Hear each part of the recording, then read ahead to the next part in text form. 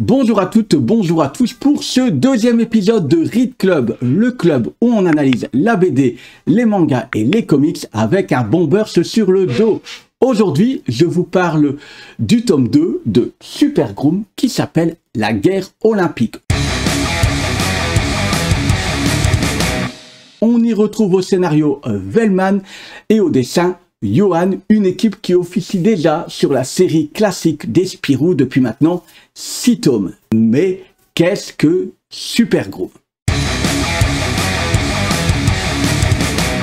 Super Groom, attention, c'est une série qui se suit le tome 2 et la suite directe du tome 1. On y retrouve un univers un peu parallèle à Spirou classique, avec quand même des références comme le conte de Champignac, les différentes inventions comme le Fantacoptère. On y retrouve des références au Marsupilami, mais dans cet univers parallèle, Spirou a endossé un costume de super-héros car les héros classiques de BD étaient un peu has-been par rapport aux héros de comics tels que Batman, Superman, Spider-Man, etc. Malheureusement, l'expérience tourne mal et lors d'une démission de Super Groom, il y a un accident qui fait que Spirou décide de ranger son costume de Super Groom au placard. Tout ça, ça se passait dans l'hebdomadaire Spirou qu'on le retrouve chaque semaine en librairie. Au tome 1, on retrouve un Spirou un peu en burn-out total par rapport à la société de consommation, la mondialisation, même son rôle de héros qui consomme et surconsomme lors de ses voyages qui l'emmènent aux quatre coins du monde. Et on retrouve un Spirou qui veut vivre à taille humaine avec un petit côté écolo et qui a totalement rangé et son costume de Super Groom et son costume de héros de BD classique jusqu'à avoir des soucis avec les éditions Dupuis en termes de finances, puisque si tu ne pars plus à l'aventure, eh bien on ne te paie plus avec les mêmes rémunérations. Hein. Voilà un petit peu la situation. Vous vous doutez bien que à travers le tome 1, Spirou a dû réendosser son costume de Super Groom jusqu'à arriver dans ce tome 2. Mais quel est donc le scénario de ce tome 2?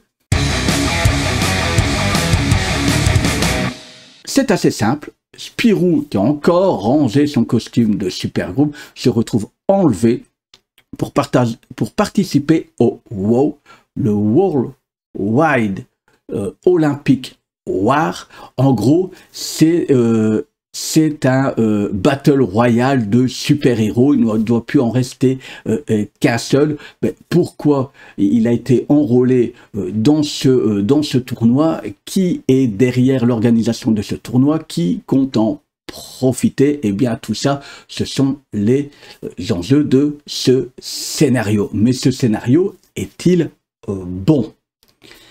Eh bien, il faut avouer que j'avais préféré le tome 1. Le tome 1 se passait à Bruxelles, il y avait une vraie ambiance super-héros, un peu avec des références à Kick-Ass, à Batman, un petit peu à Civil War avec ce côté accident de super-héros. Et là, c'est, j'ai envie de dire, c'est un tome de transition, parce qu'à part ce tournoi, ce battle royal de super-héros qui amène beaucoup d'action, beaucoup d'action, eh bien, je trouve que l'aventure et le suspense est moins présent dans ce tome 2 que dans ce tome 1. Même si ça reste une BD agréable à lire, agréable à suivre, mais voilà, il faut un petit peu attendre l'épilogue pour se dire « Ah, c'est à ça qu'on devait arriver ». Voilà un petit peu ce scénario mi-figue, mi-raisin, tout en étant agréable à suivre. On ne s'ennuie pas pendant 1 heure de lecture, hein, loin de là. Au niveau dessin, qu'est-ce que ça donne? Eh bien, Johan fait le job.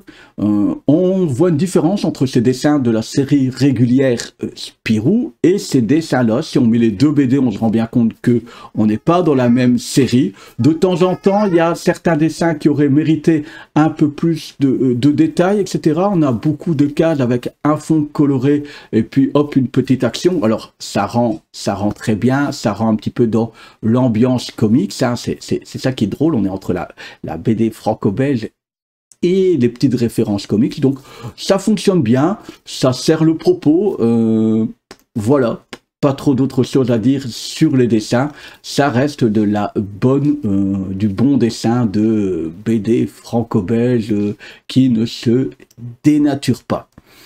Alors, au final, est-ce que cette BD, je la recommande ou pas?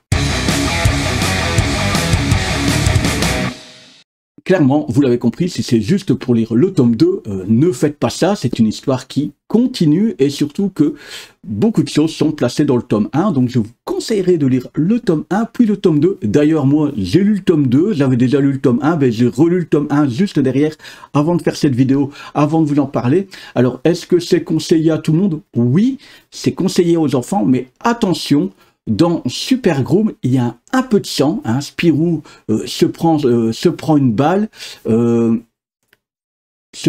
Voilà, il y a du sang, il y a des ennemis qui explosent, etc. C'est un peu plus violent qu'un Spirou normal, sans être atroce à regarder. Hein. Ça reste très soft. Mais voilà, il faut savoir que il y a des morts, il y a des blessés, il y a toutes ces choses-là. Alors, en termes de référence, si vous aimez les super-héros, si vos enfants aiment les super-héros, on retrouve assez bien de références avec comment les super méchants sont nés, comment ce super-héros est né. Donc voilà, on retrouve toutes ces